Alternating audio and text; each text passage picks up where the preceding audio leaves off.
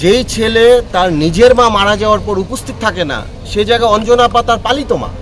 তো নিজের মার প্রতি যে সন্তানের মানে এতটুকু মায়া নেই, তো একজন অঞ্জনার জন্য তার এত মায়া কেন, এই প্রশ্নটা তো সবারই জাগে।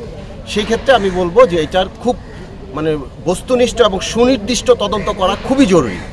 এরপরে অঞ্জনা আপার মোটামুটি যে সম্পদ আছে এগুলোও পিছনে একটা কাজ করতে পারে। যেই ছেলে তার নিজের মা মারা যাওয়ার পর উপস্থিত থাকে না, সে জায়গায় অঞ্জনা আপা তার পালিত মা। তো নিজের মার প্রতি যে সন্তানের মানে এতটুকু মায়া নেই, তো একজন অঞ্জনার জন্য তার এত মায়া কেন, এই প্রশ্নটা তো সবারই জাগে।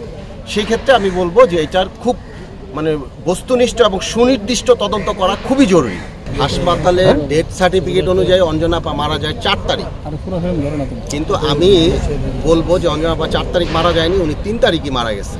এটার বিষয়টা হচ্ছে, আমি দেখবেন যে আমার ভেরিফাইড ফেসবুক আইডিতে আমি অঞ্জনা আপার চেহারাটা আপনি ডি করে আমার ফেসবুক আইডিতে একটা পোস্ট দিয়েছি যে 3 তারিখ, তখন আনুমানিক রাত 8টা বাজে, যে ডাক্তার বলেছেন যে আমাদের হাতে আর কোনো অপশন নাই, আপনারা আল্লাহকে ডাকতে থাকেন, মিরাক্কেলভাবে যদি কোনো কিছু ঘটে যায় তাহলে ঘটে যেতে পারে।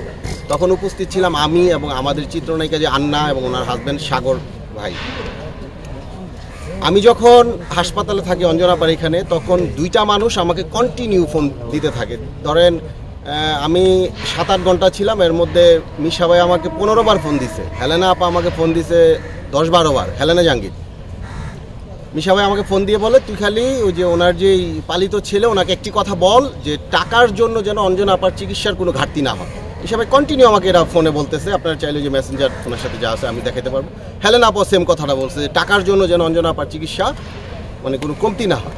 এই কথাটাই কিন্তু আমি ওনার যে পালিত ছেলে মনি ওনাকে বলেছি, তো উনি কথাটাকে বলছে না টাকার কোনো সমস্যা নেই, চিকিৎসা তো চিকিৎসার মতো করে হচ্ছে।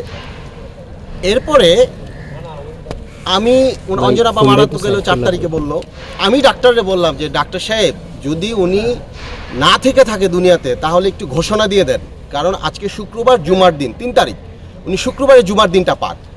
ওইখানে 3-4 জন নার্স ছিল, ওনারা বললো যে ভাই একটু সময় আমাদেরকে দেন।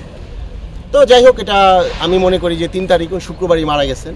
তো ওনার যে ছেলে পালিত ছেলে, উনি একটা বেয়াদবি আমাদের শ্রদ্ধেয় নায়ক আলমগীর সাহেবের সাথে করে ফেলছেন।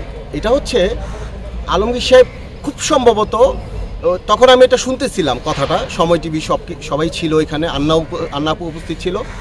আলমগীর সাহেব উনি বলছে মনে হয় যে টাকা লাগলে আমি জানাবো, এরকম কি একটা কথা জানি বলছে। আলমগীর সাহেব আমাদের ইন্ডাস্ট্রির সবচেয়ে বড় মুরব্বী হিসেবে আমরা সবাই কিন্তু ওনার দিকে তাকিয়ে থাকি এবং ওনাকে অনেক সম্মান করি। সেই সম্মানটাও কিন্তু করেনি। পরে এই যে ডান্স ডিরেক্টর ইয়াকে দিয়ে, যে মনিকে দিয়ে আলমগীর সাহেবকে সরি বলাইছে, তখন আমি এখানে লিখাইছে হোয়াটসঅ্যাপে। এবার মিশা ভাইয়ের টাকা নিয়ে গেছে, টাকা বলছে টাকা লাগবে না। এরপরে আবার হঠাৎ করে শুনি সে বলতেছে যে টাকা লাগবে। মিশা ভাই যে আমাদের জাকির ভাই আছে অফিস সহকারী, ওনাকে দিয়ে 2 লাখ টাকা পাঠায় চ্যানেলাই থেকে। এখন কথাটা হচ্ছে যে গুঞ্জনটা আমরা শুনতেছি, এটা একেবারে মিথ্যাও বলতে পারবো না, কারণ যেই ছেলে তার নিজের মা মারা যাওয়ার পর উপস্থিত থাকে না, সে জায়গায় অঞ্জনা আপা তার পালিত মা।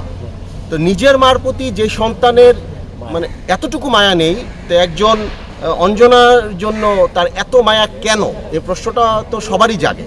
সেই ক্ষেত্রে আমি বলবো যে এটার খুব মানে বস্তুনিষ্ঠ এবং সুনির্দিষ্ট তদন্ত করা খুবই জরুরি।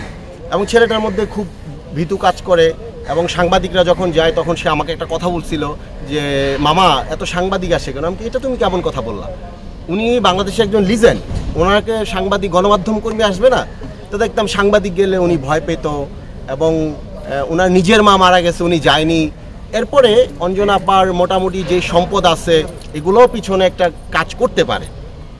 এখন আমি আমার থেকে একটা কথা বলে দিই, সেটা হচ্ছে অঞ্জনা আপার আপন বলতে দুনিয়াতে একজন বোন আছে, আর বোনের হাজব্যান্ডটা খুবই অসুস্থ, বোনটাও অসুস্থ। ওনার যে সম্পদগুলো আছে, ওনার কাছে অনেকেই নাকি টাকা পাবে। আমি শিল্পী সমিতি আমাদের সভাপতি তাইব ভাইয়ের সাথে এইমাত্র কথা বলে আসলাম, ওনার কাছে নাকি অনেকেই টাকা পাবে। তো আমি বলবো অঞ্জনা আপার কাছে আপনারা যারা টাকা পাবেন, আপনারা সরাসরি শিল্পী সমিতিতে এসে যোগাযোগ করবেন।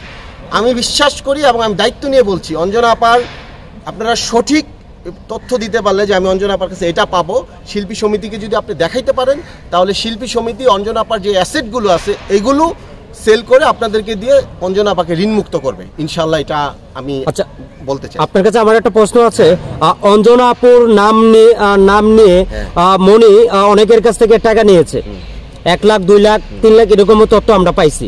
এটা তথ্য না, এটা তো সত্য কথা আপনি যেটা বলছেন। যেমন আমাদের প্রযোজক সমিতির যে সভাপতি খোরশেদ আলম খসরু ভাইয়ের কাছ থেকে কিছুদিন আগে অঞ্জনা আপার নাম বলে সে 3.5 লাখ টাকা নিচ্ছে। আপনারা খসরু ভাইয়ের সাথে কথা বললে এটা জানবেন। এরপরে দেখেন অঞ্জনা আপার টাকা লাগুক আর না লাগুক, মনি কিন্তু এসে যে কেউ বলে যে টাকার দরকার আছে। তো এখন একজন অঞ্জনা আপার কথা বললে কিন্তু টাকা সবাই দিয়ে দেয়। তো সবাই টাকার দরকার হলে সে চাইতে পারে, কিন্তু অঞ্জনা আপা অসুস্থ হয়ে বাসায় পড়েছিল, এইটা কেন এই তথ্যটা কেন সে শিল্পী সমিতিকে দেয় নাই, খসরু ভাইকে দেয় নাই, প্রযোজক ইকবাল সাহেবকে দেয় নাই, হেলেনা জাহাঙ্গীরকে দেয় নাই, এই আমাদের এই সিনিয়র মানুষগুলোকে কেন দেয় না, বা নায়ক আলমগীর সাহেবকে কেন দেয়নি, নতুন আপাকে কেন দেয়নি, যার সাথে চলতো এই যে আন্নাকে কেন দেয়নি, মুক্তি আপুকে কেন দেয়নি? তো এই যে তার গোপনীয়তা, এই গোপনীয়তাটা কেন, এটা তো সে পরিষ্কার করতেছে না। সে একটা কথা বলতেছে, আমি মিডিয়ার কল্যাণে যতটুকু জানতেছি যে আম্মা বলছে কারোর সাথে যোগাযোগ করতে না। নো নেভার, অঞ্জনা আপা কখনো একা থাকতে পারতো না, আমি যতটুকু জানি। উনি মানুষ, হইউল্লাহ মানুষ নিয়ে উনি থাকতে স্বাচ্ছন্দ্য বোধ করতো। আর অসুস্থতার সময় অবশ্যই উনি ওনার শিল্পী সমিতি সবাইকে